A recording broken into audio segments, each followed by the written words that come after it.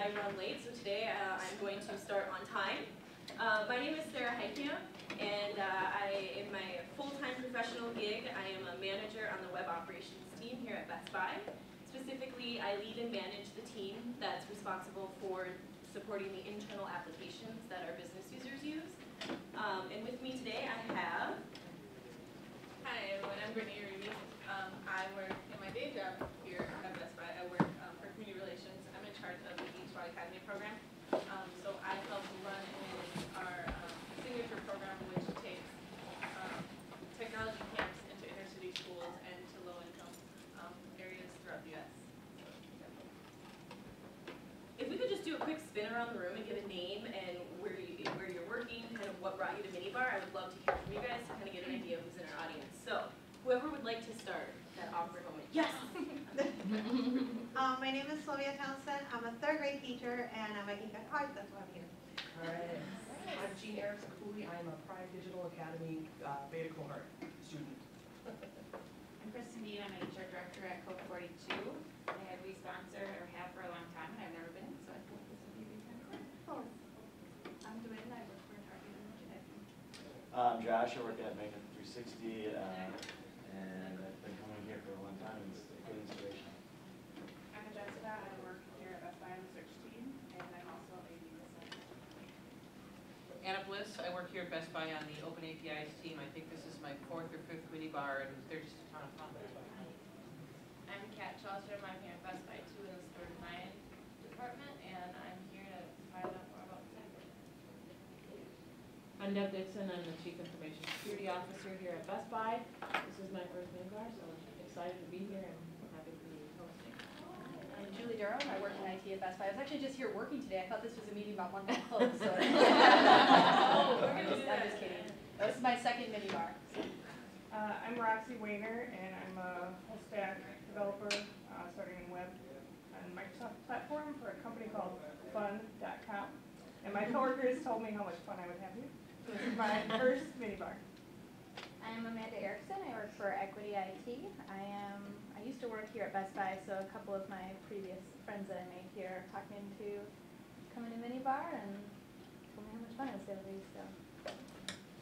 My name is John. I teach graphic design at Rasmussen College, and I've been coming to Minibar since 2008. I'm Margaret. I'm a senior at McAllister College, and there's a Go Matt. group of us. Go Scott. I'm Annabelle. I'm also a senior at McAllister. I heard how much fun it was, decided to stop on that. I'm Calandra. I'm a business process specialist at Centerpoint Energy, and I've been coming to Minibar for the last 4 or 5 years, and they're lots of fun. My name is Joshua Wayner. I'm a developer and trainer at GitHub. This is my 3rd minibar, and I have an almost 2-year-old. I'm Elizabeth Wayner. I am an astrophysicist turning coder, so this is my first minibar. I'm Kevin Bullock. I am a software engineer at, I work with Casey at Software for Good, and this is my first minibar. I'm Mark Johnson. I'm from Code 42. I've been at most of these events, and I'm here for most of the reasons you've already mentioned.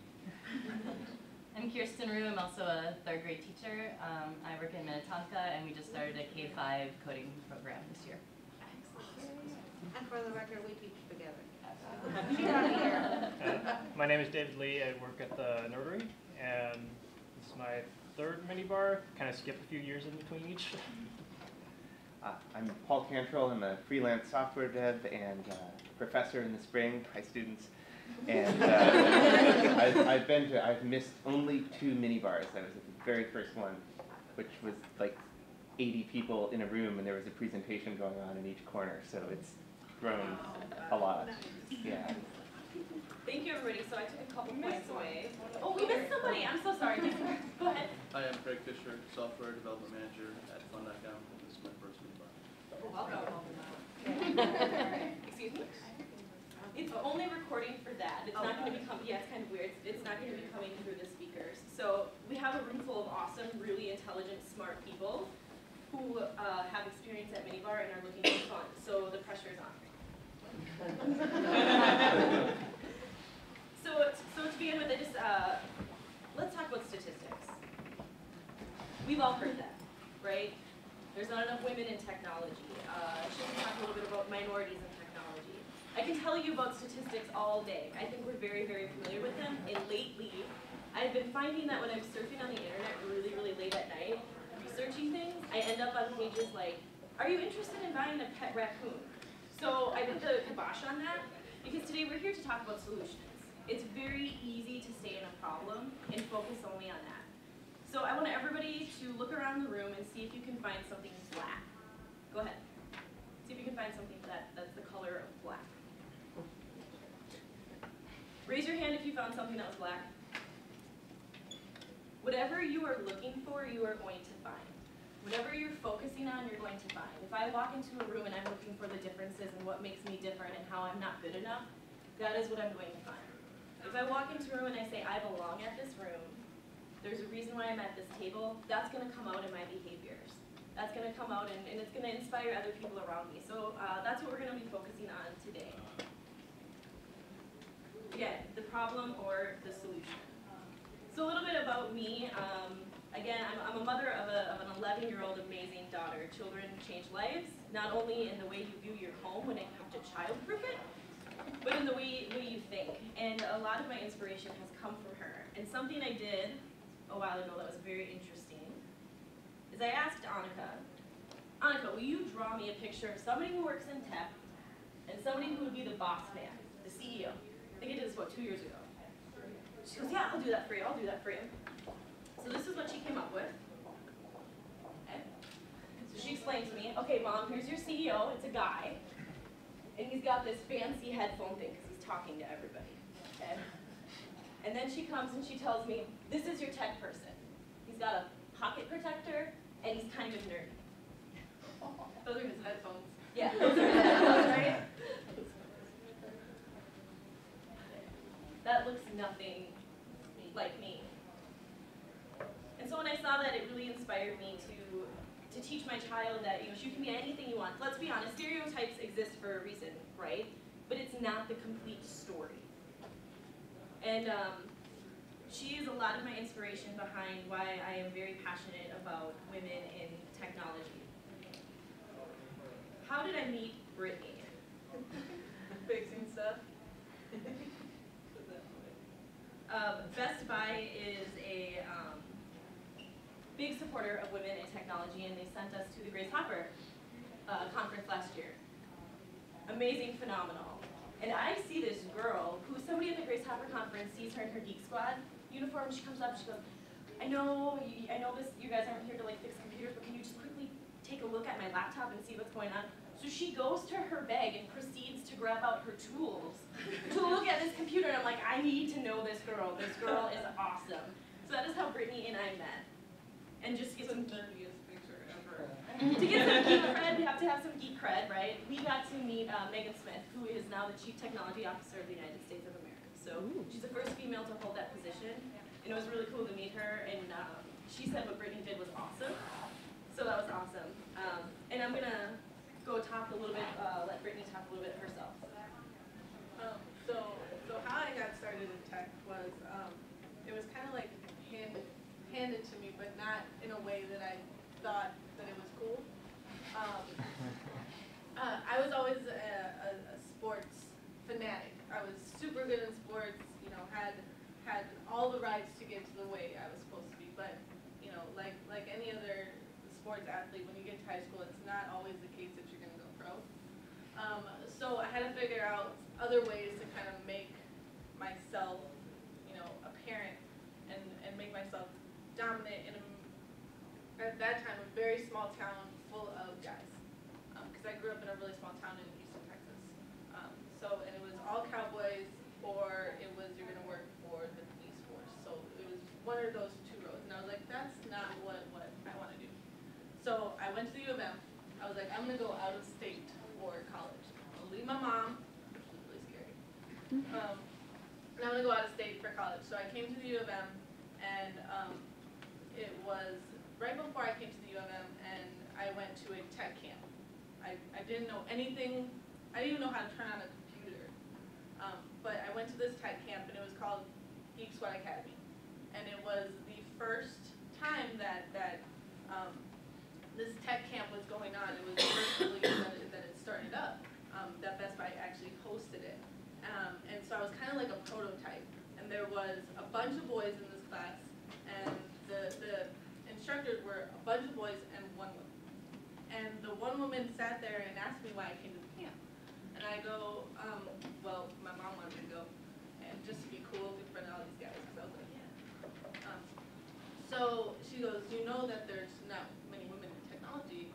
I was like, you're lying. That, you know, you're just telling me that, so I'll stay at this camp. Come on. And she was actually right. She showed me all these statistics about how, you know, there's not women in the tech field. There's not women that are interested in technology, and that there's all these jobs for technology. And so I went home, and I was already on my way to the U in the next couple of weeks to be a dietitian. And I switched my major completely. I was so profound about being in technology that I was like, I'm going to change the statistic. I'm going to be that person that's going to change the entire statistic. So I came to the U, went for communications, and went for computer science because I wanted to change that statistic. And I just happened to get a college job because I was poor, and it was at Best Buy. And so I purposely worked my way through Best Buy, you know, working as a cash register to into Geek Squad, and then finally I got that Geek Squad gig where I kind of met Sarah. And life is beautiful ever after that.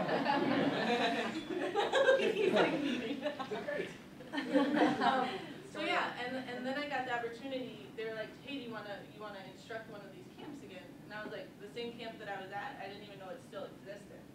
And they were like, yeah, we're ramping up, we're trying to get more cities. And I was like, absolutely. So I went on the road over and over. Every other week I was in a different city.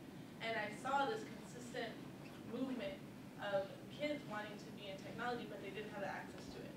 So that's where I started, and that's what I continue to do every day.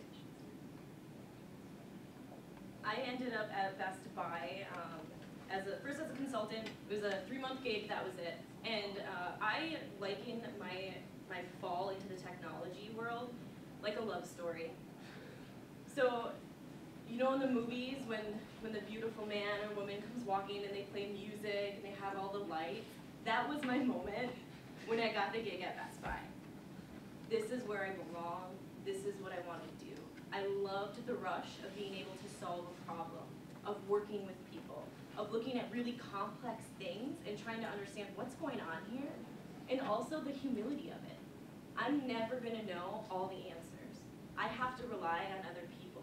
And we'll talk a little bit about working through conflict in here. So an interesting thing is I ended up in my position on the associate-facing operations team, and a manager role opened up. So I copied and pasted the requirements, and I'm like, okay, this is what I want to do. I want to become a manager. I'm so excited about this, but I didn't meet one of the requirements. So in my one-on-ones with my boss, I told him for probably a 2 to 3 month period, please hire somebody that's going to fit in well with me. I'm very fortunate. I work with an amazing team here. Please, you know, I like the way we do our one-on-ones. You know, please make sure we hire somebody that I'm going to get along with. And I would tell him this in my one-on-ones, and he finally stopped and said, Sarah, why haven't you applied for the position? Well, I don't meet one of the qualifications. And he just looked at me like he was dumbfounded and said, just try. And so I applied, and I interviewed, and I got the position. And something that's really important to note about that is that there are men that are willing to be supportive. If it weren't for him, I never would have applied for that position. When I talk about being a single parent, it's things like that in life that help me continue and progress in my career and provide a really awesome life for my daughter. So we were able to go to Germany last year. She was able to attend a hackathon when she was 10. So it was really cool to see her get exposed to all these women. She got exposed to a woman who does video programming. So that's what she wants to do right now. She's really good at Minecraft. The other thing too, that I showed up with, I think Hanukkah was with me the night that I went to was it the Ruby on Rails? Yeah. And Josh was there. And I show up and I've had no experience whatsoever. And I'm kind of nervous. You know, I'm like, what if these people are like, you need to get out of here? He was so cool. And he took his time teaching me to set up things. And I had said kind of a comment, I remember this very well, like, oh, well, you know, I'm not really an engineer. And he stopped me, he's like, but the way you're talking and the way you're thinking is exactly like an engineer.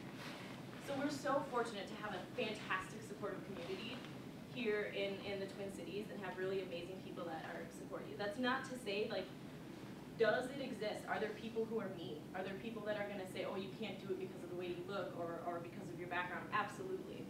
And that goes to being a part of the solution and knowing that you can overcome those barriers. So talking about the stereotypes. There's been times I've been out, as you know, I'm single.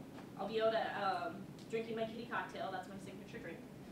And I'll start talking with a guy, and inevitably what do people ask? Oh, so what do you do for a living? And I'm like, you know, I work in web ops, I work in IT. You don't look like somebody that works in IT.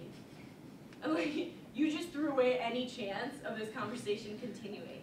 So when we talk about stereotypes and how do we keep kids engaged and excited about technology, part of it is smashing and blowing those stereotypes out of the water for them.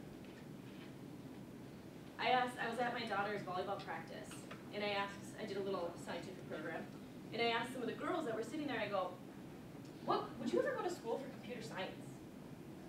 And they kind of looked shy about it, they didn't want to answer, you know, and I'm like, you can be honest, like, would you ever go?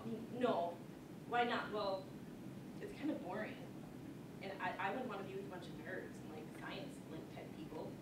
Like, okay, do you guys use any apps on your phone? Well, of course, yes. Is there something in that app that you wish it could do that it doesn't do? Yeah, I wish it could do this, X, Y, Z. I'm like, what if I told you through technology, you could make that app do exactly what you want it to do? And their faces just lit up. So I think in order to keep kids engaged, we really have to blow out those stereotypes and show them that you can do whatever you need to do in technology, but you don't have to look a certain way. You don't have to act a certain way. Because I certainly think the same thing too. I grew up being an athlete, and I never would have envisioned myself in a technology role. I'm stealing this quote, it's from Sheryl Sandberg, but we can't be what we can't see. And if I can't see women in positions, it's so hard for me to think I can get there. I completely agree. So when we're in these camps with Geek Squad Academy, it's funny to see these kids show up on day one because they're completely and utterly shut. They don't even talk to me. Some of them don't even look at me. And they'll sit there in their small little groups of friends that they actually know. And most of the time when I come up, you know, I'm in full Geek Squad uniform because that's what we wear at some of the camps. And I'll sit down next to them, and the first thing that they're drawn to is my badge.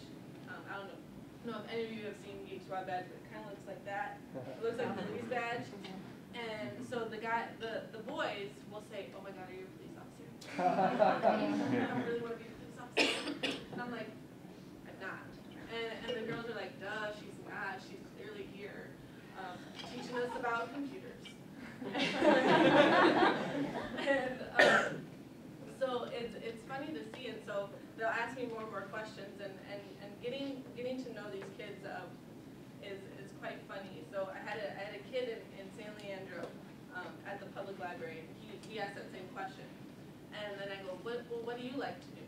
And he goes, well, I like to build things like Legos. And I was like, well, you know, we have this class that teaches Lego robotics, so what if your Legos actually could, you know, take your trash from your room to the trash can? And he's like, it can make it do that? I think I need one of those. And so we showed him, and this little girl was the one that was the leader of his team, and he really didn't like that because he wanted to teach it to do this one thing.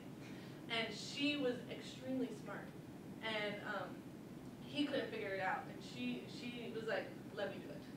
Because you know how girls are, once they know how to do something, they're gonna show you 8 million times. So she's like, I can do it. And he was like, well fine, just do it then. So she showed him up and showed him how to get this Lego robot from one room to the other. And so the next day, they became like really good friends. And like, they didn't even know each other. 2 separate schools, 2 different parts of town. We came back to San Leandro. Another agent came back, and he said they came back to my second write-up, and they came together, and they're now starting this Lego team. And I was like, from the interactions that we give these students, they build these bonds and these friendships. And then I get an email from this little boy's mom, and she's like, I just want to thank you for letting John know that he can get a Lego robot. So I had to look them up because it's his birthday next week, and they're $500. And he will not be getting the Lego robot until Christmas, and he will have to pay for it himself. But yeah, it's interactions like that, and it's so fun to see these kids who could not think that technology could do any of this stuff to getting it to a certain way, and it's actually taking down those walls that these kids kind of have up, and throughout the day through these camps. It's great. Brittany always makes me laugh. we went shopping yesterday. She helped me pick out this outfit, and I was trying to find her. You guys have all parked in this parking ramp, right? It's pretty big. So like, you want to play Marco Polo and find each other with our car horns? So we did yesterday. I was waiting after work because I stayed late and I was working, and so I was like, I'm gonna drop my bag off and then you can pick me up. And she texted me, let's play Marco Polo with our car horns, and I was like, there's still people here, you know that, right? I was like, all right, let's just do it. So like, she's way over on the other side. I could totally hear her car horn. We're just going back and forth, and I'm pretty sure someone thought that we were breaking in people's cars.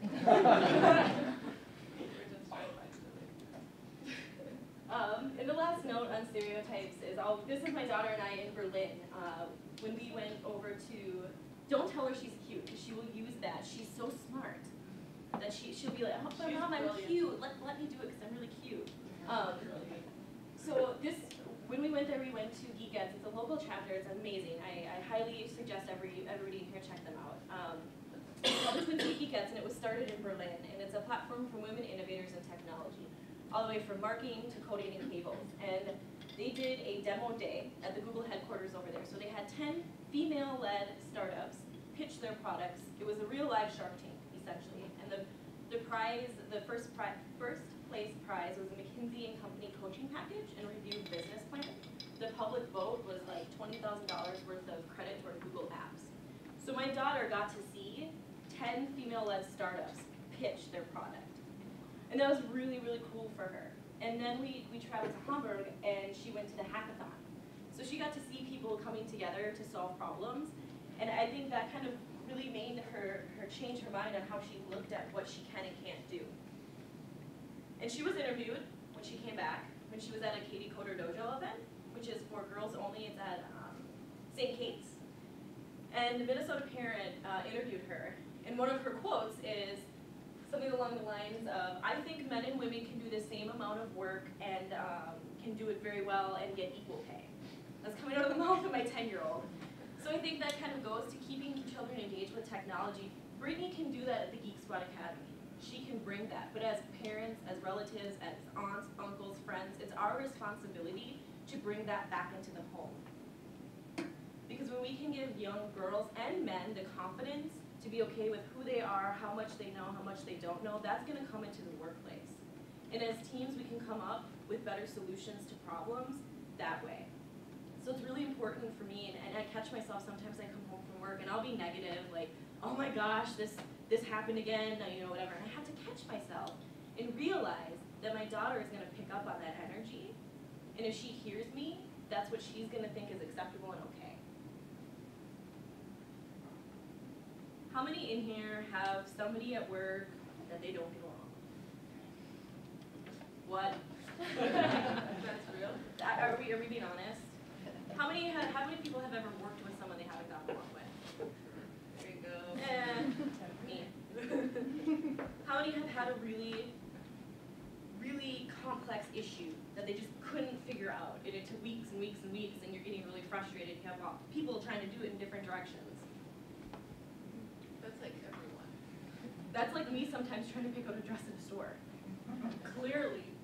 So I made her wait. I'm like, let me just try on one more dress, please. Just one more dress. One more dress turned into 5 dresses, and I was still hungry from 5 o'clock, and we ended up eating at 10. And I ordered the app, and I'm like, I hope you know I'm not sharing it with you. True story. So I think another really important thing to keep kids engaged with technology is recognizing that conflict exists. It happens in the workplace, and it always will. Something I've noticed with my daughter is, and she just called me last night crying because she lost a friend. don't do the best job sometimes of teaching kids on how to resolve conflict and how to do it in a healthy way and how to have those skills to do that. And when I mean that, I mean it in two ways. We have technology and we have people. They're always going to be together. You can't work in a technology role without people. And when I think about some of the ways that I've dealt with conflict in the workplace, sometimes it's never been, when I started out, it was sort of, it might have been passive aggressive, or I just didn't speak up, and it caused all this resentment and this anger. And I think it's really important to teach kids that conflict is okay. It has such a negative connotation to it, but it's okay to do that, because when you can work through your problems with people and feel comfortable enough to state your opinion, you come up with amazing solutions to things. Whether it be the way a website is designed, the way we monitor a website to make sure that customers have a good experience, whether it be a new medical device that potentially can save lives. I think teaching kids to stay engaged, it's really important that they understand there's going to be conflict with people and with technology.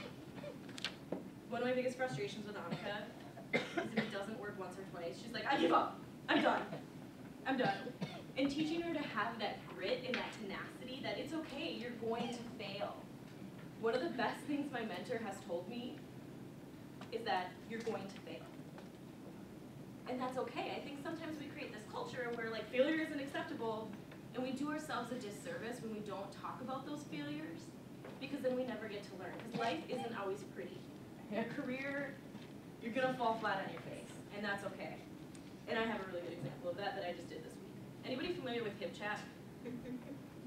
So we use HipChat here, similar to Skype, right, where it has persistent messaging. And we have a big group one for everybody on our operations team, okay? And we had something going on and I wanted to communicate it to the team, and I got an email for it on my phone. I also have Tinder on my phone. Oh no. And I work in operations, so I like automation. And you know when somebody's like, oh, so hi, how are you? Like, I don't want to have to type it out all the time. So I have one that I copy and paste into the Tinder app that just says like, hi, I'm Sarah, blah, blah, blah. Like, how are you? Okay, now it's not awkward because we said hi. So I have HipChat on my phone. And I went to copy and paste the said message that I wanted to share with my operations team into the HipChat room. I copy and pasted the message that I use in Tinder into the HipChat room. So my entire operations team got my first line that I use on a dating website. But the point is, there's really nothing that you can do outside of illegal activities in your career that's going to completely limit you. Everybody is human, and failures do happen. There's been times where I have forgotten to do things, and this kind of gets into that blameless postmortem. The more people feel like they can openly share things, the better things can run and operate. I went to a Google Site Reliability Engineering session at Grace Hopper, and somebody was saying that during a site outage, there was a person that knew what they did to cause the site outage. They knew it. They knew, like, this is what I did. They were too afraid to say what they did because they were afraid they were going to get punished, so the outage lasted longer. So I think understanding that conflict exists is really important to keep those kids engaged, and those are skills you can use even outside of technology. I would love to hear what happens when the kids get frustrated at Geek Squad Academy. Okay. So, I mean, the youth that we work with are anywhere from ages 10 to 18. We separate them by age and gender. We found that when you separate them by age, like kids tend to work a little bit well together. And when you separate them by gender, they each get a voice. So if you don't separate them, a girl child will not get the same amount, or she won't feel the same comfortableness that she would if she was amongst other girls. So it's funny to see the different conflicts that happen within these different groups. When boys struggle, they literally get so frustrated that they do this thing with their hands. I don't know if you've seen it, but they go like this, and it just shakes. And they just tend to like harness it all in, and then they don't say it, and it's just done. With girls, it's very loud, and it's very boisterous. And so within these different curriculums that we have in the camp, you can see different conflicts and how it works. So one of the classes that we teach is digital citizenship, and it teaches how to just be overall good people online. And kind of, it touches on a bunch of sensitive subjects like cyberbullying, ad tracking, and those different features. But the boys don't tend to really like it as much because it doesn't have much of a technical side. It's more of a, let's talk about our feelings and how we feel. And with the girls, it's very, very easy for them to kind of voice out like about bullying. Boys won't talk about it as much. But I had one group of boys that it just so happened that one of them in the group was getting bullied by the same people that were in his group. And so they let him in the group, but they knew that they were going to tease him throughout the day because he wasn't as smart as they were. Or just, he was super smart, but he just wasn't as smart to what they thought. So when we got to the cyberbullying class, he comes up to one of my instructors and he said, "Can I have another group?" And they were like, "Well, you've been in this group all day. It kind of helps so that you can get to know the people that you're in the group with." And he's like, "I really don't want to talk about this in my group." And so my instructors are taught when a child has issues, then they'll come to us leaders and kind of talk through it just so that they're comfortable talking to the student. So the instructor came to me and he's like, "This kid refuses to work." And I go, "He's been working all day. I've seen him throughout the class. He's been great." And he's like, "He just won't work in this class. He just wants to sit in the corner." So I go and talk to him, and he doesn't want to talk to me because I'm a woman. So he doesn't want to talk to me because he's like, "You don't know what you're talking about." So I send in my partner, who's a guy. He kind of been latching on to him throughout the day, and my other partner comes up to me and he goes, the kid doesn't want to be in the group because those are his bullies, and he's talking about bullying with his bullies, and he doesn't want to do it.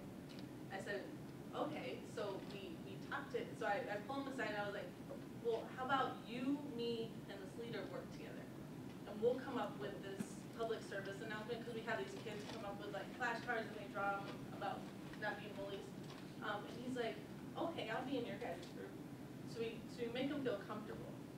And then at the end, we allow students to kind of present, if they want to present about their public service announcement.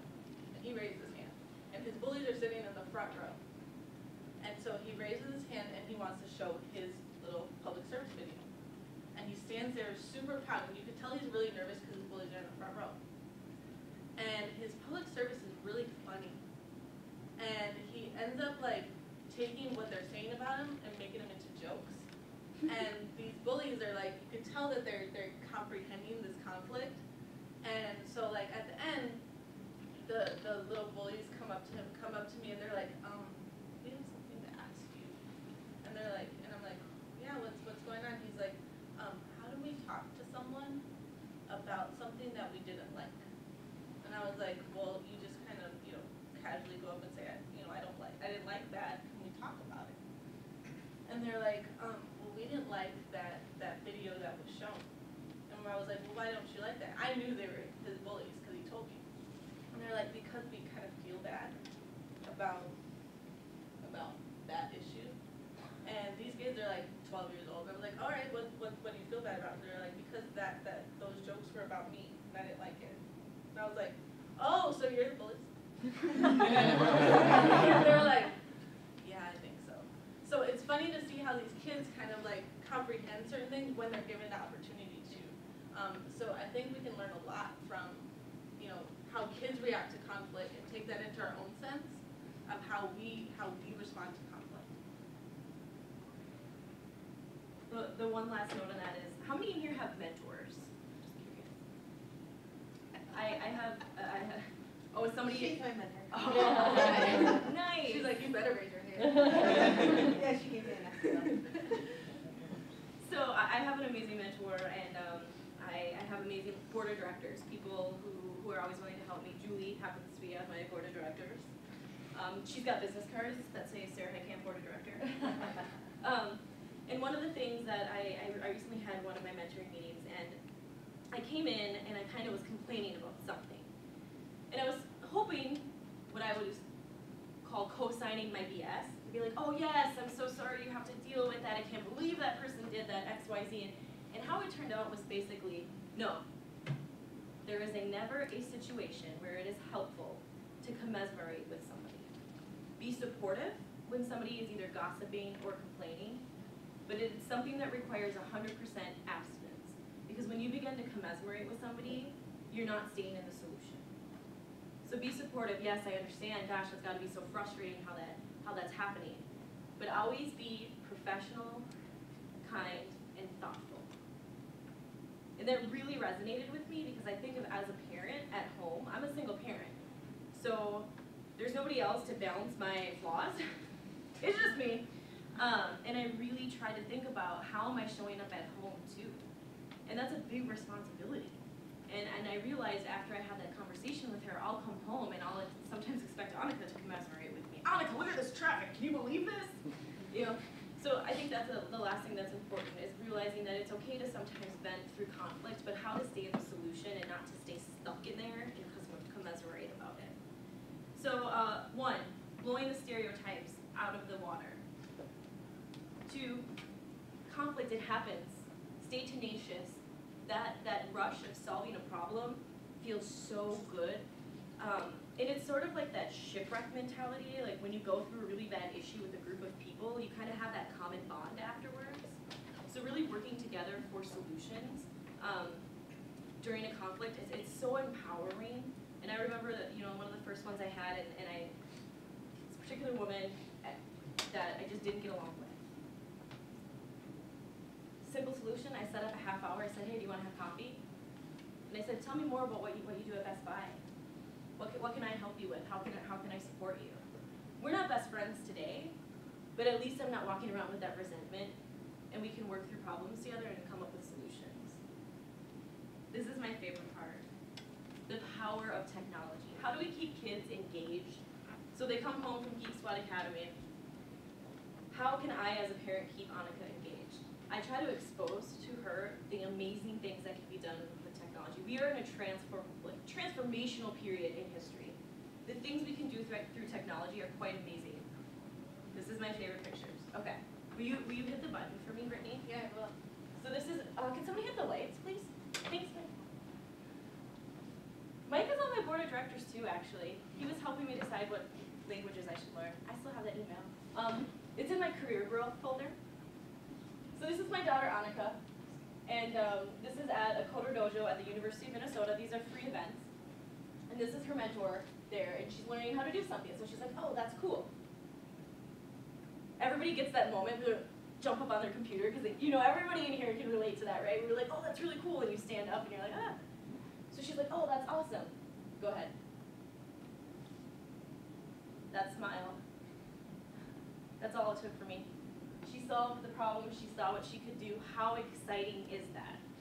And to keep kids engaged, we have to show them that it's not all about codings and zeros and ones and cables. It's about, I can do something. I have that power. I can solve a problem. Okay, in this case, it might be Minecraft. So she learned how to, I don't know Minecraft really well, but yeah, she built something really, it actually started to slow down their server. And I was like, people in operations and production, we don't like people like you.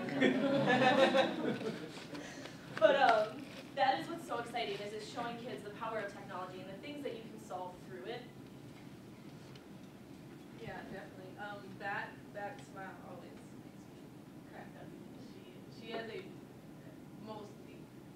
Annika has the most, I don't know how you word it, but it's the most ridiculous smile when she gets something correct.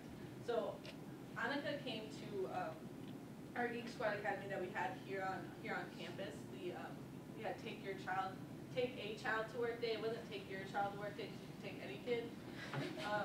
So we had, the one that you told me that, it was like take a child to work day, so that means I could stop at the bus stop, bring him with me. And they were like, no, we frown on that. I was like, well, don't call it take. But Annika came to take a child to work day, and she is so brilliant. But she's brilliant in not just a techie way. She's brilliant that she helps other kids get that aha moment. So she was in, was it the 3D printing class that she was in with me?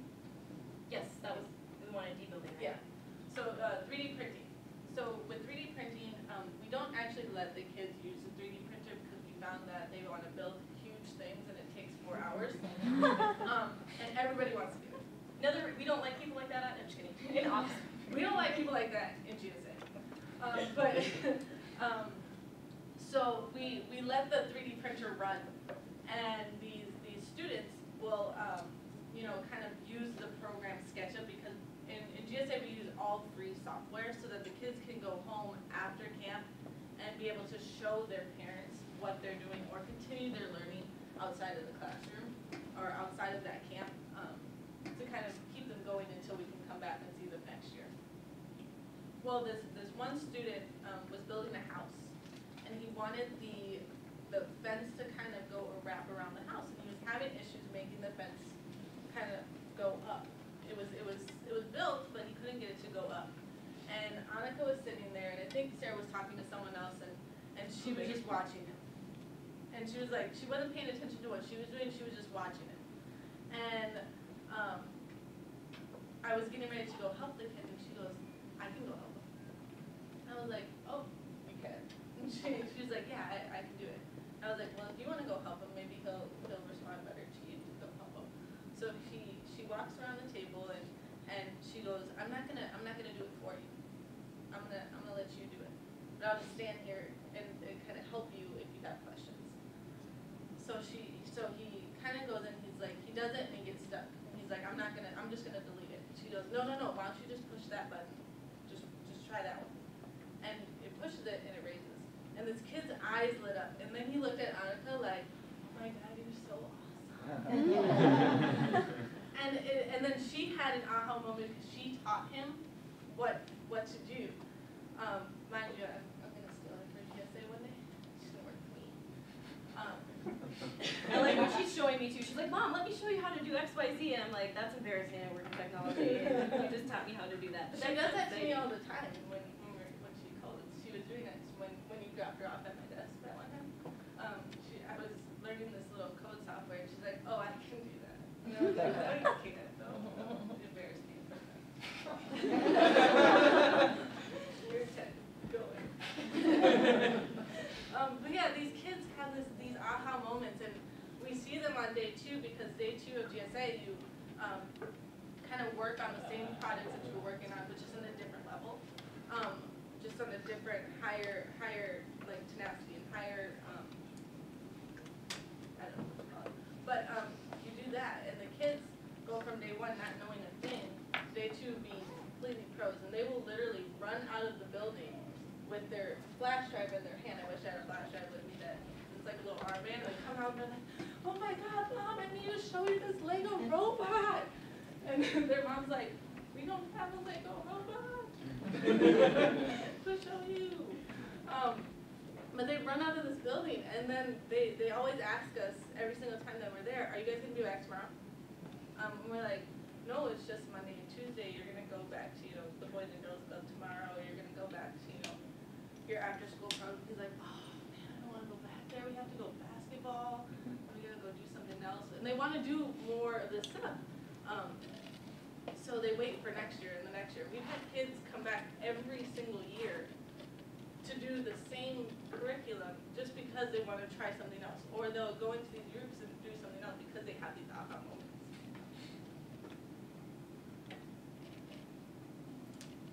I would love to come with someday. Can I do a job shadow? Yeah. Okay. So I think when we talk about keeping children engaged and excited about technology, again, really important, blow the stereotypes out of the water. I really want to make sure I'm exposing my child to lots of different diverse ideas, diverse perspectives. When we have diverse teams, we come up with the best ideas. Understanding that conflict exists and that it's perfectly okay. We don't have to like everybody.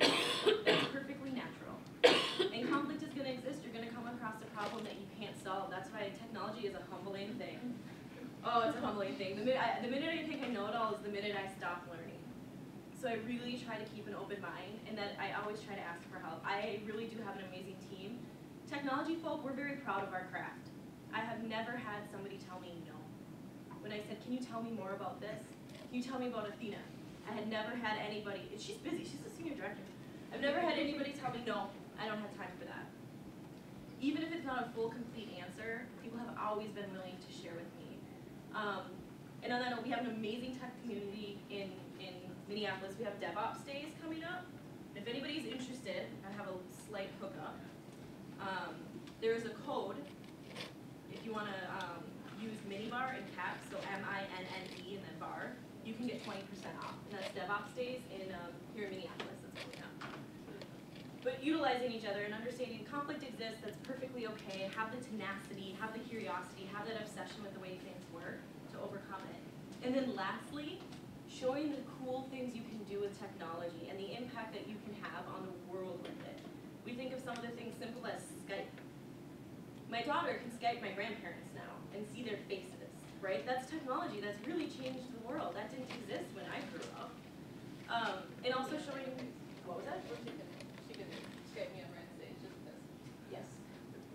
It's quite frightening though. My daughter's gonna be getting a phone, and I don't know how I feel about that yet.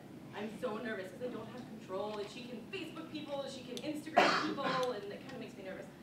But showing that it's more, there's such a wide variety of roles within technology. Just even in this room, you think about the wide roles that we each hold in technology. You can be a product manager, you can be a code, you can be an astrophysicist. Oh my god. That is so I want a job, Shelly. When she said she was an astrophysicist, I'm like, I'm just gonna walk out right now. You can be in charge of security. There's so many cool things you can do in technology, so really showing them that there's a lot of options and ways, and getting them to this happy face. Happiness all around just makes the world happy. So removing stereotypes, understanding that conflict is okay. It's okay to fail. Share those failures. Be okay with sharing those failures and own them in some ways. I'll own my huge moment of posting that in Hip Chat. That was really embarrassing. But thankfully my team is awesome. And then lastly, showing them the power of technology. Any questions for us? Any comments anybody has that they want to share? We like interactive sessions. Did the Hip Chat posting get you any leads? That is an awesome question. She is on Tinder and... No, it didn't. It did not. Anybody else? Great. Either questions or comments? Things that people would like to share with each other that they've learned? We have a few extra minutes.